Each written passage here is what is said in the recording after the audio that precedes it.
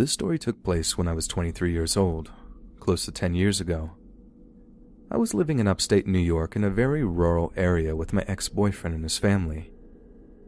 He and I used to argue quite a bit, and one morning before he went to work, he and I got into a very heated argument. He was 20 years my senior, but during this particular fight, he acted majorly juvenile. He jumped out of bed, flipped me the bird, and yelled, "If you don't like it so much, then why don't you go back to the Bronx?" That was all the prompting I needed. I threw on my Uggs and my winter jacket, grabbed my cigarettes, and flew out of the house. I am unfortunately an impulsive idiot and didn't think to grab my cell phone before I stormed out.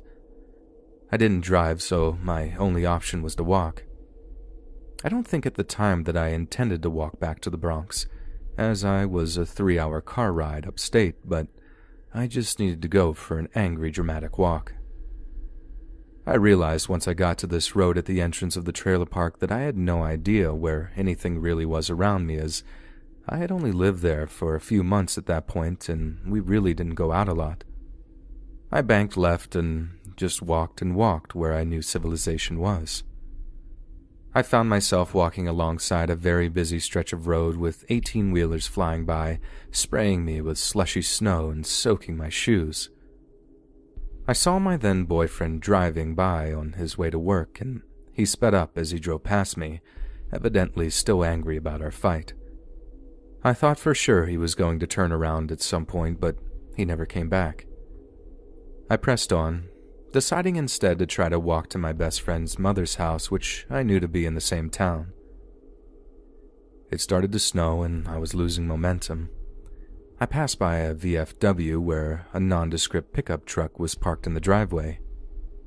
It wasn't until I had passed it that I even realized the driver was in the front seat. He called out to me, "Hey honey, do you need help?" My stomach churned, realizing I would have to accept this stranger's offer. I approached his truck slowly and tried to weigh out my options. He was a clean-cut, seemingly normal older white guy, gray hair, greenish-blue eyes, just average. I blurted out, "Are you a good guy or bad guy?" And cringed at myself for asking such a dumb question. He answered, "I'm a good guy. I wouldn't tell you if I was a bad guy, would I?"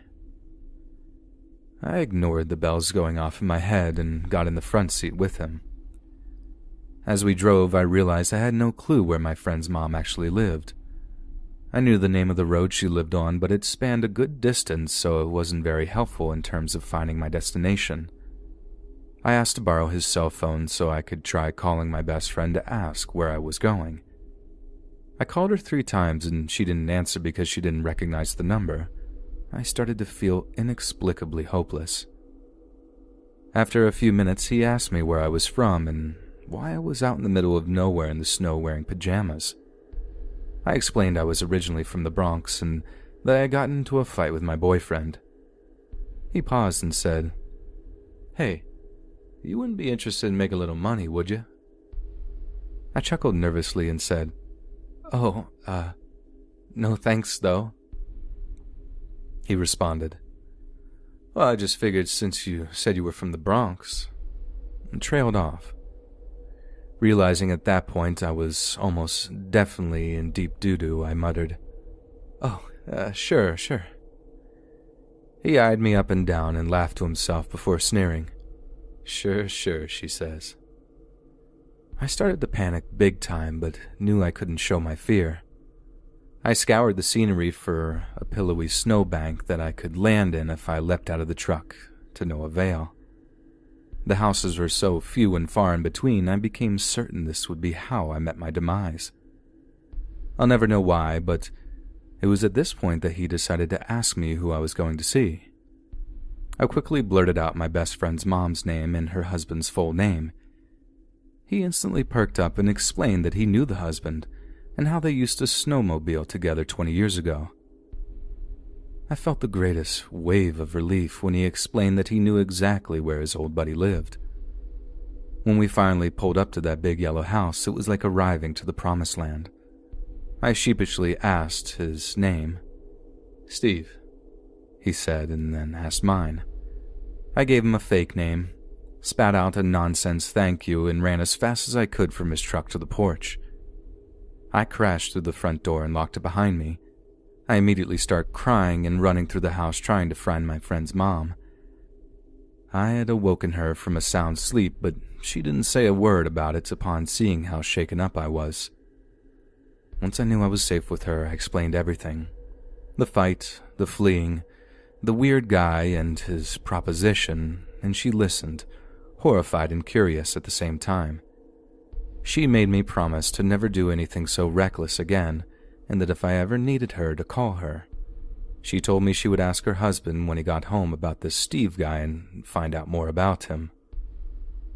I returned to my boyfriend's later that same day and got really stoned and tried to forget about the events of that morning. The following day, my friend's mom called me to tell me that Steve was a dangerous person who her husband had cut off communication with years ago. The last he had heard about Steve was that he had been arrested for assault. She then went on to point out how incredibly easy it would have been for him to hurt me and leave me just about anywhere on some lonely stretch of road, and no one would even know where to look for me. Not to mention, I might not even been found until the snow thawed out.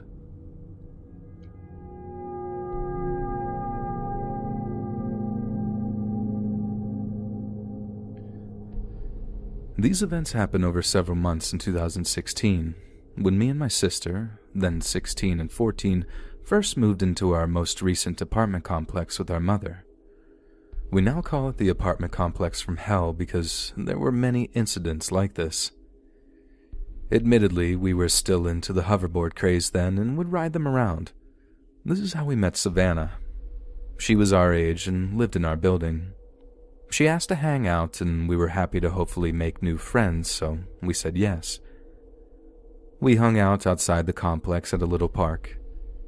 It got dark and we started making up ghost stories. Turns out, she liked creepy paranormal stuff like we did. Note, I didn't actually believe in this stuff and still don't. Every time I reference the paranormal, it's hyperbole.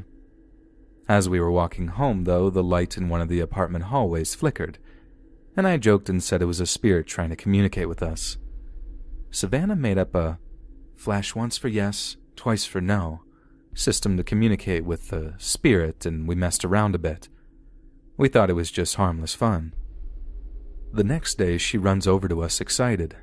She informs us that the spirit that we had met last night told her its name was Kieran and that it meant light, so it all made perfect sense now. We asked her how she knew, and she said she went back later that night, alone, to talk to it. This was the first time it occurred to us that she might have really believed in all this stuff. Our aunt had given us an old Ouija board as a joke the year before, and we thought Savannah might like it. Savannah lit up and said she wanted to try and talk to Kieran. So we huddled in the hallway connecting the apartments and put our hands on the board. We kept getting random letters that didn't make sense, but soon Savannah's questions were directed to Kieran.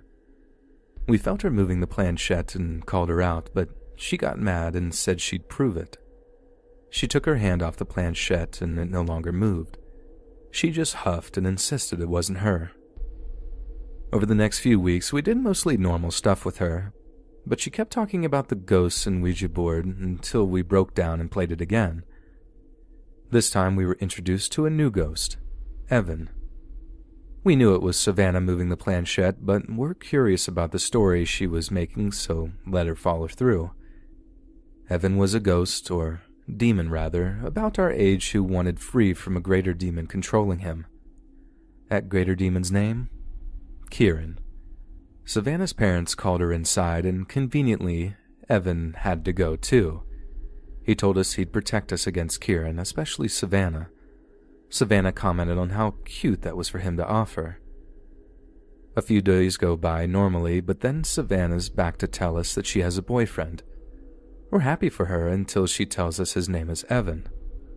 We're wondering what she's talking about, and she explains that while sleeping over at another friend's house, something had tugged off her shorts while she slept. She'd woken up and heard Evan's voice, I guess. Then he'd visited her in her dreams and asked to date or something like that. She'd said yes. Of course, we know she made up Evan, so we're kind of like, what's wrong with you? And we don't talk about the demon stuff anymore. Now, Savannah was extremely possessive over her friends. When she'd see us with someone else, she'd text us non-stop about why we hadn't invited her. We tried to keep our distance, but she lived on the ground floor and literally watched out her window waiting for us to come outside. She'd latch onto us. We didn't know much about her home life, but she always seemed troubled. She had scars on her wrists and talked about running away from home. Her parents seemed all right, if rather strict and religious. We still hung out with her because we were worried, but we're starting to feel weird about it. Worse, she'd randomly show up holding her hand out, saying Evan was holding her hand. She'd look at random things and laugh when no one else was talking because Evan had told her a joke. Once she made us feel her cheek where it was supposedly warm from Evan kissing her. It was not warm. One day my sister and I were bored from her talking to Evan on the Ouija board. She was still controlling the whole thing and wanted some fun. I texted my mom to call my phone from a blocked number and play creepy sounds. Looking back, this was one of the dumbest things I did, but at the time it was just for fun. My mom made the call and I put it on speaker. Savannah is living for it, especially when my mom played a track from a scary movie about a ghost. My mom took it a step further and threw a banana off our third-story balcony for us to see. Savannah said it was a sign that Kieran was winning. We had no idea of the fire this would light in her. We were about to tell her it was a prank, but again her mom called her inside. She found us the next day and I came clean about the prank. She laughed and said that there was no way we could have done that. I said, no, my mom literally did all of it. Well, Savannah had told her friend about it, who told her that yellow objects, like the banana, were a sign of the devil, and seeing them meant the devil was hunting you. This was all she talked about for a while, but since nothing else happened, she gradually forgot. Things went back to normal for a while, until Autumn moved in. Autumn and Savannah connected instantly because of their history with depression. Autumn was a few years younger than us, but had a lot more of a past. This included significant time spent in psychiatric facilities and violence towards her classmates and family. Autumn claimed she heard demons talk to her at night, and just like that, the ghost stuff had started again. Savannah felt threatened by Autumn and felt the need to one-up her with ghost stuff. She told her Evan was her ghost brother that looked out for her. I was like, hold on, you claimed he was your boyfriend. She giggled and said, that's gross, he's my brother. Her story had completely switched. Now she was dating another demon named Jacob and they were engaged. She even showed us a ring to prove it. The next week or so was literally like a match between them to see who was the darkest and most involved in the spiritual world or whatever. They'd compare scars on their wrists and brag about cutting themselves and doing things like sneaking out in the night. In a move to one-up Autumn, Savannah drew a giant pentagram in the parking lot with chalk. Her parents found out and she backed out and blamed it on Autumn. The next freaking day, people come to repave the parking lot. The pentagram is now buried under it forever, literally. Savannah moved on to saying her friend had found Jacob's body and was going to put his spirit back inside it. Savannah continued to take advice from this friend who fueled everything she did. Savannah now said the friend was teaching her witchcraft. We mostly avoided her at this point, but she'd ask us to do things like make holy water with her and try to summon her a familiar. From that point on, she insisted she was a fire witch and walked around wearing all black with Halloween-like makeup on her face. She and Autumn frequently snuck out together, and occasionally we'd see cop cars at her house. My sister and I were avoiding them both, but now we'd get fiery texts from both of them if we hung out with other people, especially our guy friends. Once they saw us get home and stood in the parking lot pretending to be possessed. Autumn also cut off all of her hair and claimed to have tried to kill her teacher. My sister and I knew it was nonsense, or at least we hoped, but Savannah took it so seriously. She'd go around telling neighbors of terrible crimes she committed or wanted to commit. She even told us that when she'd first seen us outside with hoverboards that she'd wish for them to blow up. One day, we again saw the police come to our door, and the officers had jackets that said that they were from the Juvenile Justice Department. Her mom pulled me, my sister, and our mom aside to explain what was going on. Apparently 2 years before, they discovered Savannah talking with a man online. Her messages to him were hiring him to come literally kill her parents, after making threats of killing them a few days before. We were able to confirm the story after pet-sitting for them and finding court papers about it. We'd known she was on probation, but she'd always tell us different stories as to why. Savannah continued to beg us to hang out with her after that, even inviting herself to spend the night. We avoided her at all costs, but she'd followed us everywhere. It kind of died down when Autumn moved out, and Savannah moved with her family shortly after. Since then, she started doing service hours at a horse stable and graduated high school. I really hope she's gotten happier and more stable overall. Autumn messaged my sister a few months ago asking to call her mom to confirm she was with us. She wasn't, and we later saw her with a 19-year-old dude. She's 14 now. Me and my sister and mom have moved as well. There were too many incidents in those apartments. Our new place is so quiet and peaceful, and I hope to keep it that way.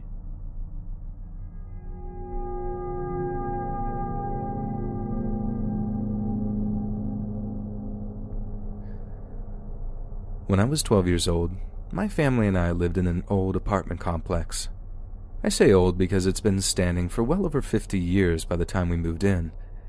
Some residents have claimed to have lived there their whole lives. Anyway, one particular thing that stuck out to me is that there was a strict no pets policy. The landlord actually elaborated on this, stating that a copious number of pets seem to go missing around the area and they now restrict pets in hopes that it would end that problem there. As a child, I kept pretty much to myself. As for my brothers, who were 2 to 3 years older than me, they spoke and played with every kid that lived in the apartments and surrounding areas. Every day after school, they'd beg our mother for some change so they could visit the candy lady. She was a local resident in the apartments who held a mini-mart in her apartment. Basically, she'd buy snacks in bulk, ranging from gummy snacks to chips, so she can resell it to the neighborhood kids. I'd never been at that point, but was curious, of course. I'd asked my brothers if I could join them, and they declined. So I stole, I know, a whole $1 from my mom's purse and followed my brothers and their friends so I could find out where she lived. Upon stalking them, I finally found out her apartment location. Though they stayed inside for a while, I figured I'd just go the next day. The next day after school, I took my stolen $1 and headed out to the candy lady's apartment. When she opened the door, she was an older Caucasian lady with a welcoming demeanor. She let me in and asked for my name. When I gave it to her, I asked for hers. She said to just call her the candy lady. She seemed sweet and thoughtful, asking me about school and if I lived in the area. "Kids usually don't come here alone. Where are your friends?" she asked me. I explained that I don't really have any and that I prefer to just observe. She seemed to sympathize with me because she then told me to take anything I want, free of charge. As a child, I indulged, taking as much as I could carry. While thanking her on my way out, she said to me, "Come back any time, my friend." I felt pretty jolly at that point. 1, I got free snacks. 2, I actually made a friend. When I got home, I hid my snacks in my drawers, returned my mom's stolen $1, and felt great overall. That is until I went back. I returned maybe 3 to 4 days after the first time. When I knocked, she answered the door frantically. I kinda got scared, so I told her I could just come back later. After realizing it was me, she told me no worries and insisted I come in. When I did, she asked if I came back for some more free snacks. I gleefully told her yes, but she said that the first time was a kind gesture, but from now on, I'd have to help her with a few things to earn my free snacks. I was used to working for things, so I agreed. It was simple enough. Just throw out her trash for her, I figured she was old and probably couldn't go outside much. Weird thing was, she had me take her garbage out to the dumpsters in the apartments next door. Fast forward to a month later. It had become our regular schedule. After school, I'd do my homework, then head over to her place to throw her garbage as well as collect my earnings. It was all easy breezy for a while. That is, until one day she didn't tie the trash bag all the way. I walked all the way down to the dumpsters next door, and before I threw it in, I decided I'd tie it first. It was loose, so I had to untie it to fix it all the way. Curious little me couldn't help but look inside. There I saw wadded-up paper towels drenched in blood and hair. There was also more plastic bags at the bottom of the bag. This freaked me out so much that I dropped the bag right then and there and booked it home. As soon as I got home, I cried to my mother about my discovery. She said she'd go out and see it for herself after I told her which dumpster. When she returned, she said she didn't see what was inside because the candy lady was already there throwing it out when she arrived. My mother didn't say a word to her and just left. She told me she didn't want me going out that far anymore and stop helping with other people's chores, completely neglecting what I initially told her. Surprisingly, I was able to just sort of forget, more like ignore what happened and go about my kid life like nothing else happened. Then, my brothers came rushing back one day. They anxiously explained to my mom, who is as nosy as ever regarding neighbors, that the candy lady was taken away by police. My mother dismissed it and told us to mind our business. My brothers were bummed out, though, because of their future lack of snacks. As a child in this point of time, I didn't really understand police and all that, so I was pretty much clueless about what happened. About a month ago, I had dinner with my mom. I am now 22 years old, by the way. My mother and I got to reminiscing, and we started talking about those old apartments. After discussing how old and broke down they were, I asked her if she remembered what I told her I saw. At first, she didn't. Then I mentioned that she was arrested by the police. Then the shock of realization hit her. She said she remembered and that she actually asked the landlord about it shortly after she was taken away. Apparently, the landlord told her that the candy lady was actually killing and skinning animals she found nearby. So she's the reason why pets weren't allowed. She was killing them and doing God knows what with the skin. And I'm the dumb little kid who got rid of the evidence for her. And for those of you wondering, the management of the apartments next to ours, the one with the dumpsters we used to dispose of the evidence, caught wind of the smell reeking from the dumpsters. And from there, they were able to catch the candy lady. All I know is, I'm glad I never went back once I realized what was in the bags of trash she had me take out multiple times.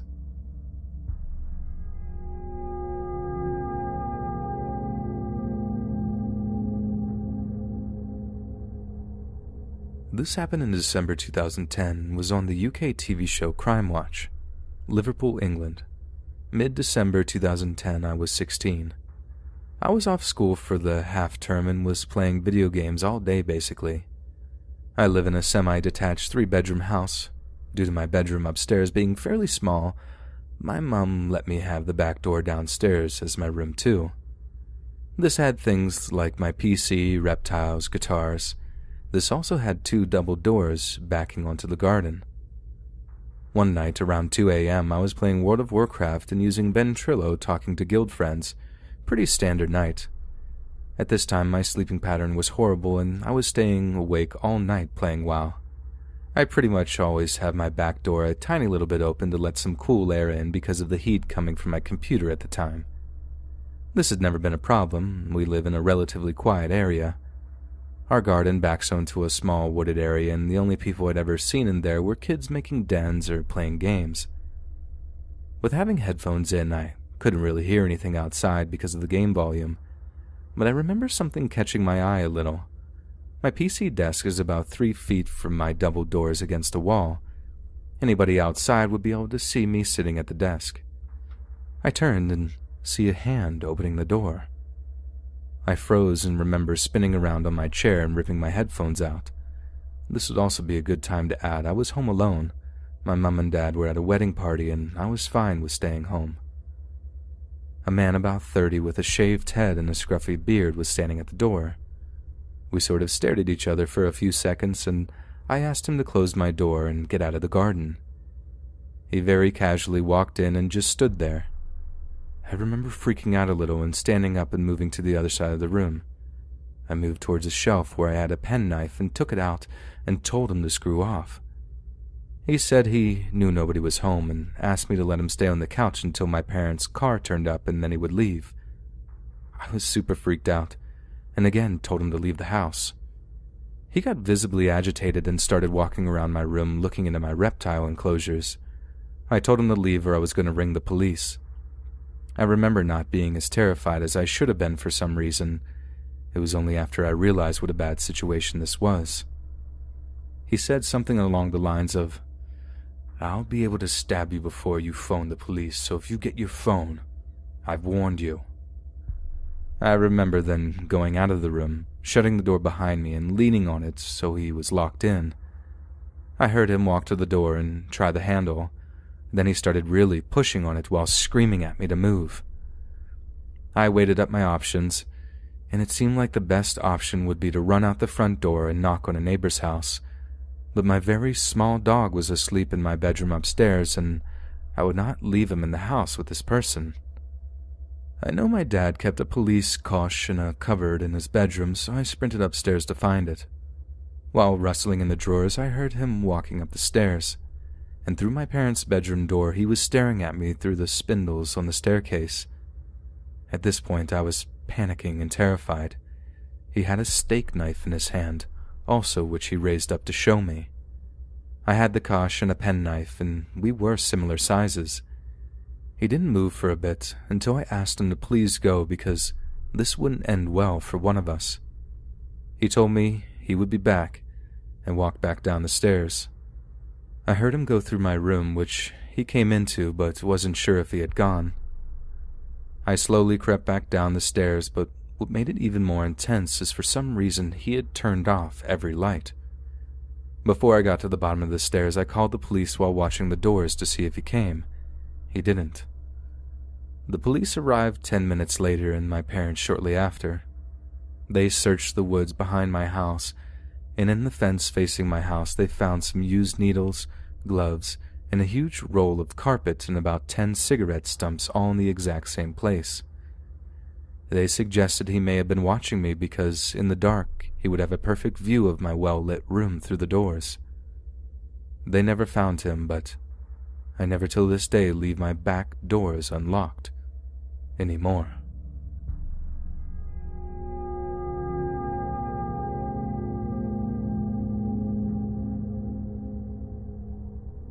In my formative years, I was frequently sent to stay at my grandparents' house, as both of my parents worked odd hours and struggled to take care of me during shifts. At such a young age, this was simply a time for me to eat as much candy as I wanted and stay up until midnight watching Cartoon Network. The only thing that made my stay with my grandparents better was when my cousin Carly was also staying with them. My grandparents lived in a house that bordered a major highway, and as such had a large brick sound barrier between the main road and the alley that ran behind the houses. This sound wall was getting old, and there were places in need of major repair. One such place was at the far end of the alley near the local park. Behind a nice set of shrubs, the wall had been slowly crumbling and was the perfect size for 2 8-year-olds to squeeze through. Now, the location of this wall, the shrubs, and their relation to my grandparents' house is important. The shrub itself covered the crack in the wall perfectly from the road. You couldn't see the crack until you stepped behind the shrub and bent down, due to how low it was to the ground. The wall itself was at the far end of the alley, of which my grandparents' house was second or third at the start of the alley. According to Google Maps, the alley is about 1,000 feet long from house to crack. Once you reach the cracked wall, the alley turns left and continues for another 500 feet until it dumps out into the main street. Carly and I like to walk along the alley with a bag of cookies, slip under the crack, and walk to the other side of the road to play at the playground. This being the 90s, we had no adult supervision beyond us vaguely shouting to our grandparents that we were headed to the park. On this occasion, however, Grandma was out at the store and Grandpa was gone to some church event. Now, they hadn't told us we could leave the house, but they also hadn't told us we had to stay inside either, if you catch my drift. The past few days that Carly and I had gone to the park, there were always people there due to it being a weekend. As it was full of people those days, I don't remember this detail, but Carly told me a few years ago that she remembers seeing the same gray van parked alone at the park the 2 days in a row. On this Monday, however, the park was deserted. Carly and I were having a blast, swinging and sliding with no kids to get in our way. We were so preoccupied that neither of us remember seeing a charcoal gray Dodge Grand Caravan pull up and park in the parking lot. After a little while, Carly pulls me down the playground into one of the plastic tunnels and tells me to be quiet. "Chris, I think that guy in the van is watching us," she told me. "He's been there on his phone for a while now." I'm not so subtly peeking my head out of the tube and see the man staring right back at me, as if he knew exactly where we were hiding. He indeed had some kind of phone to his head and was talking at a rapid pace. Carly and I decided we would get out, swing some more, so as not to seem suspicious, obviously, and then head home at a brisk walk. I reasoned with Carly that he wouldn't follow if he didn't think we were running from him. Solid logic, I know. Looking back, I realize now just how dangerous of a situation we were in. The situation started to get much worse when the man hung up his phone and got out of the van. We stepped out of sight to the driver's side sliding door and we saw him open it up. I got my very first bad feeling of the afternoon and basically whisper shouted to Carly, "We need to go now." We pop off the swings and come to as close to a dead sprint as we can and left our basketball and cookies right where they were. As we reach the park fence, we hear the sliding door slam and the driver door close shortly after that. We look back to see the van sliding out of its parking space and we bolted across the road. Carly started to shimmy into the crack behind the shrub, but I was watching the van.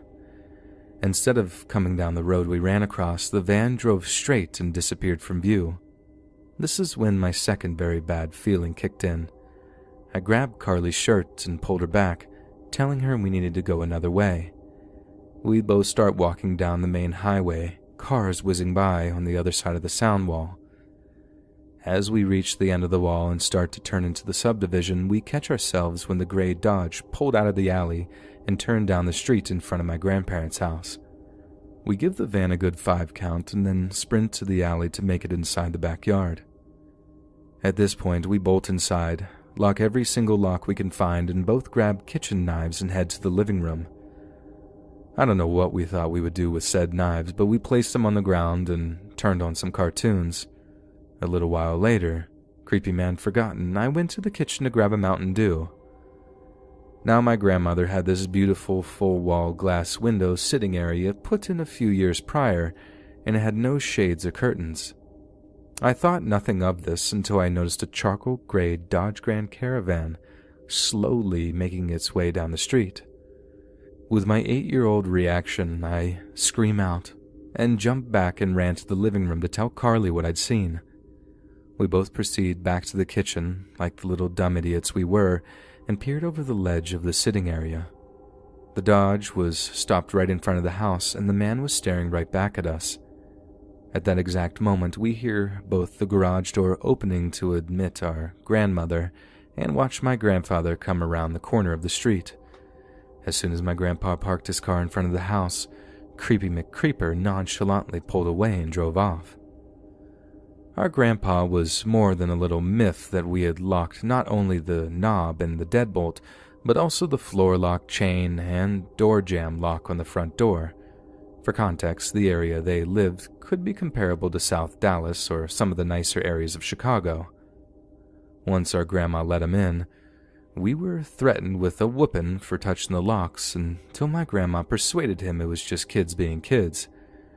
We both told him our story, but neither one would believe us. Apparently my grandpa was reading an address or something as he drove up and never saw the van, and my grandma was always convinced their street was the safest street in the history of streets. Upon talking later as adults and revisiting the alley and park, Carly and I came to the same conclusion.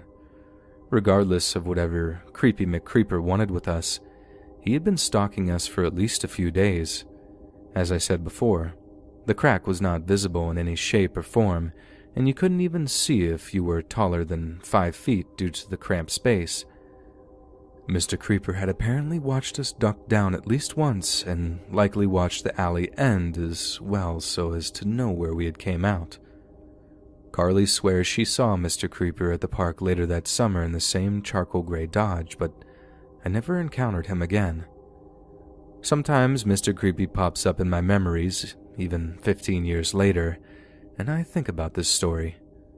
To this day I wonder what would have happened if I had followed Carly through the crack in the wall.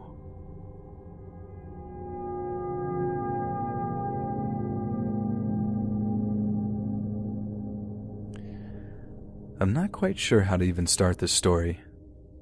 A lot of things I've experienced never really fit this subreddit's guidelines until yesterday when this story wormed its way into my head again. This story happened when I started a new school in the middle of 6th grade. I'm 19 now. This was technically my first middle school, and for many reasons I transferred out, and this definitely didn't help. About halfway through, I was switched into Spanish to finish out the year. I had almost always had a foreign language class, so I thought it'd be a pretty easy grade to end with. There was a lot of buzz surrounding the Spanish teacher, Mr. D, and when I first saw him and how he acted, I thought I could tell why. He was a pretty eccentric guy who, if you only heard his voice and weren't looking at his stern face, you'd think he was pretty jovial. He almost always pronounced our names wrong, and he had this gigantic windmill on wheels in the corner of his room. The windmill reminded me that I'd actually heard about this teacher from an older boy called Jay in my Sunday school class. Weird how things can change so much in a number of years. I remember telling him I was going to his school. My mom and I had run away in the middle of my 6th grade year, and I would start at my new school after Christmas break ended. It was nice to know that I had at least a couple of people that I knew, so I asked if he could tell me about the school or if he had any advice. Jay had told me that if I ever got to Mr. D to transfer out immediately. It sounded a little bit dramatic, but as we got more acquainted with Mr. D, so too did he get more acquainted with us. One thing that always made us all uncomfortable was how he would rub chapstick on his lips fairly aggressively for like a minute, which was definitely made worse when he'd stand with one leg resting on something and his crotch leaning forward. Sure, it was pretty uncomfortable, but not the worst thing in the world, just a bit odd. Have you ever seen a woman with her boobs resting on a desk? Sometimes it's on purpose and sometimes it's an accident, especially when you're short and sitting down. Mr. D started to do this, but with his wang. He'd stand close to the desk to look at their work, but his bulge would be laying on their desk. He wasn't desk wiener height either, so he stretched a little to do it, but given how strange he already seemed to be, I brushed it off as him not being self-aware. I just feel bad for the first row. Flash forward, and all of his idiosyncrasies seemed to be more prominent as the days marched on. I remember once he even answered his phone and carried the conversation on a bit before stepping out of class. I should note he wasn't a great teacher. He wasn't even a good teacher. English obviously wasn't his first language, which was fine because he was there to teach Spanish. Unfortunately, he didn't speak Spanish either. He'd always use the school PC to pull up Spanish videos on YouTube for us and would mindlessly stare at his personal laptop. Like I say, a pretty easy class. I just feel bad for the other students who didn't already know certain things when tests came. We walked in one day, and on my desk, the chair in front of me, and the desk in front of mine, there was a semi-straight line of off-white liquid. It was mainly on my desk and thinned out across the chair and desk in front. Mr. D came over, not quite fast enough as the kid behind me asked me what it was. All we got was, Nothing, as he very quickly wiped it away with his hand and rubbed it on his pants. He couldn't say water because it wasn't clear.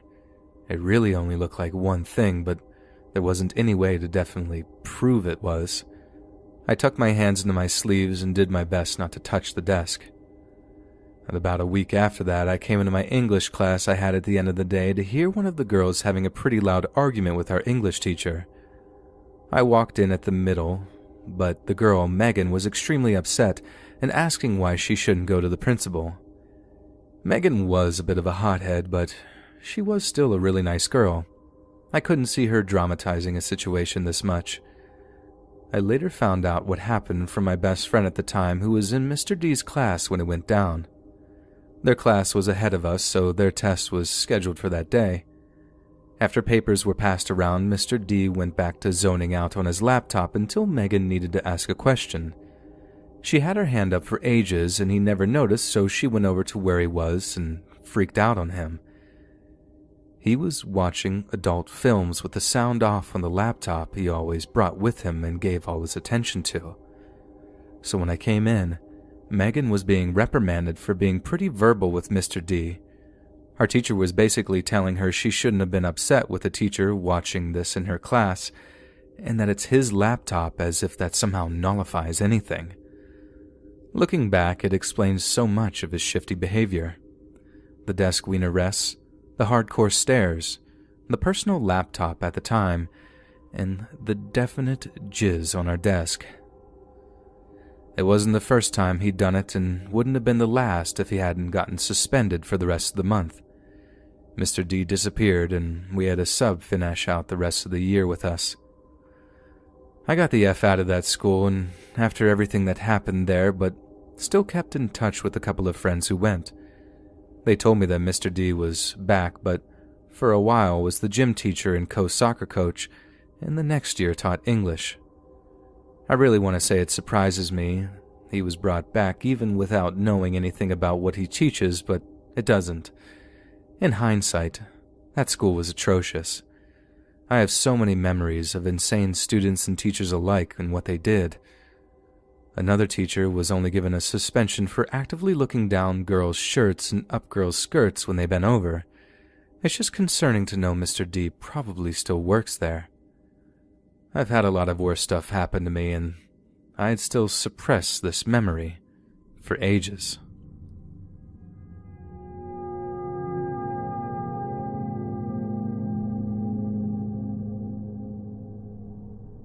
This happened about 18 years ago. I was about 20 years old and had just recently moved away from home and got an apartment with my best friend. Back then I was single and one night decided I would try one of the phone dating lines to try and meet someone. I started sending voice messages with someone who seemed interesting, and we exchanged numbers and then talked on the phone for about 45 minutes. At the end of the call, we decided to meet the next day at a bar that was close to where I lived.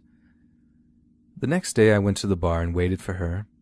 She showed up soon after, but she also had a friend with her. They sat with me and we talked for about 5 minutes, during which I could already tell she was not for me, until a server came by and asked us if we wanted to order drinks.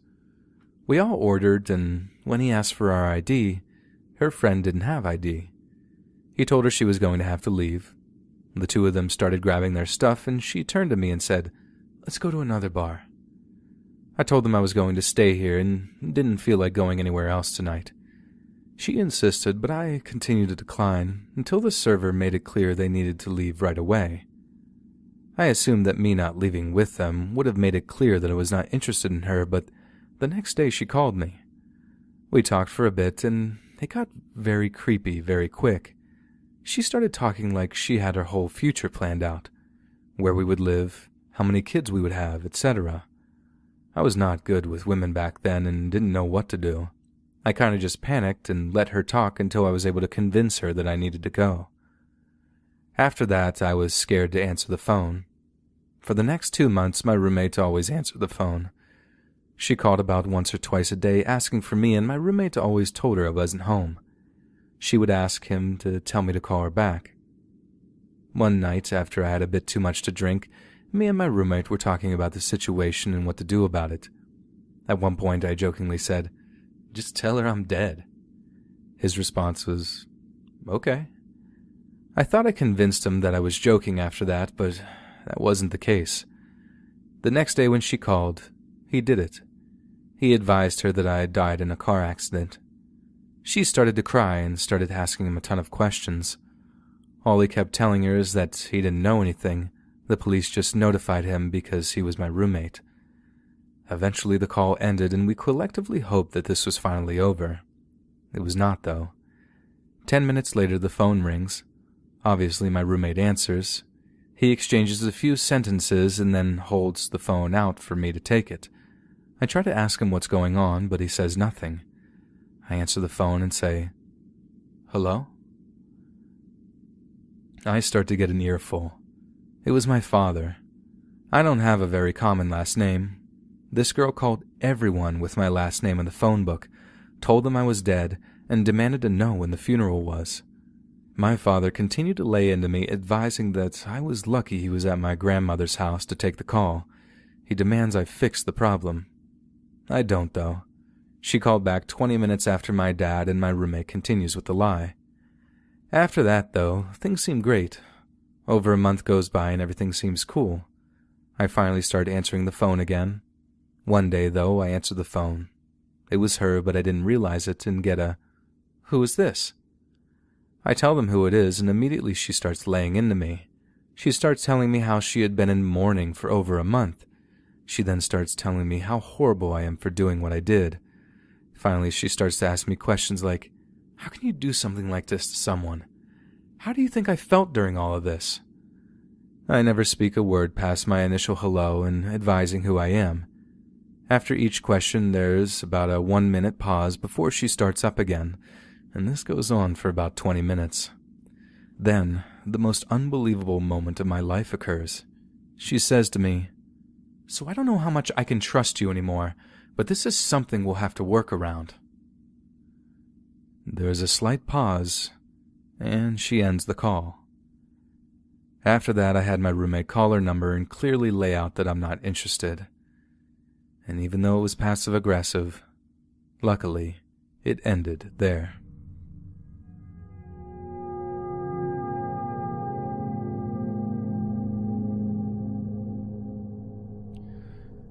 So I am originally from Texas, but for college, I had decided to move to Paris since I'm half French and have always had a French education. I moved into Paris about 3 years ago. I live in a pretty normal neighborhood and in a normal, secured building. So what I'm about to tell you happened 2 years ago. I was chilling in my apartment and I wasn't doing anything special except rolling a blunt, since I used to smoke on a daily basis back then. Suddenly I hear someone knocking at my door. Now, I wasn't expecting anyone since I'm a young woman living on her own. I had no intentions whatsoever to open the door. Nevertheless, the knocking kept going and I heard that the person was also knocking on all my neighbors' doors. There are 4 other apartments on my floor. I thought that maybe there was some kind of emergency and I was getting really annoyed by the relentless knocking, so I opened the door and saw a man standing in front of me. He was approximately 5'9" and pretty chubby and looked 40-ish. He introduced himself as a new neighbor and said that there was banging noise in the apartment above his as if someone was moving furniture. I told him that it possibly couldn't have been me since I wasn't doing anything but watching television, and followed by asking in which apartment does he live in. He said that he was in the one under mine, and told me that he was a handyman and that if I needed anything, I should feel free to knock on his door. I thanked him and closed the door and kept on going on with my day. The following months, I kept seeing him around nearly every day, but it wasn't weird or anything. One day, on my way up to my apartment, I crossed paths with him. After a small talk, he told me that there were many flooding problems in the apartments and that he needed to check mine. Again, being a woman living on her own, there was absolutely no way that I was going to let a stranger in. I politely told him that I'll call my landlord if I have an issue. The guy gave me a weird look and told me, "No, I have to look in your apartment." And it rubbed me off the wrong way because of the tone of his voice. He insisted again, and to cut the conversation short, I told him that we'll work this out another day because I'm exhausted. The following days, every time I crossed his path, he kept asking me when he would come in and check the drainage system. At this point, I got really angry. I told him that there was no need, and even though my apartment ran out of water for 2 days, my neighbor told me that it was normal since a bunch of plumbers had cut off the water in the building while trying to locate which apartment pipes were causing the flooding. Now, if there is an issue, my landlord will call me. After saying that, I walked away. I was so sick of this nonsense that I actively started to avoid him. The only way that I knew I could freely walk out of my apartment without crossing paths with him was by checking if he was home or not. I had a pretty terrible technique that consisted of me leaning out of my window so I could see his kitchen. If the lights are on, he's home. Obviously, this wasn't super effective since no one turns the kitchen lights on in broad daylight, but that was really my only way of knowing. Now, skipping to this year, I'd never seen this guy again, but I knew he still lived here since I still noticed the lights of his kitchen going on and off and the kitchen furniture hadn't changed. Fast forward to last month, I got into the elevator with a guy living in the building. Having a very slow elevator, I started small talk with him because I really hate awkward silence. I saw he pressed the 4th floor button and I asked for how long he had lived in the building, and he said it had been 5 years, and then we changed subjects. Finally, the elevator stopped at the 4th floor and I saw him going to the apartment right under mine. I didn't think much of it until I arrived at my apartment and thought that it's really nice, and then it clicked. He lived in the apartment right under mine for 5 years. So, the weird guy trying to get in my apartment was not my neighbor. Hey friends, thanks for listening. Be sure to subscribe and click the notification bell to be alerted of all future narrations. If you got a story, be sure to submit them to my subreddit, r/Let's Read Official, and give and receive feedback from the community, and maybe even hear your story featured on the next video. And join my Discord to interact with me and other listeners directly. And if you want to support me even more, grab early access to all future narrations for just $1 a month on Patreon, and maybe even pick up some Let's Read merch on Spreadshirt.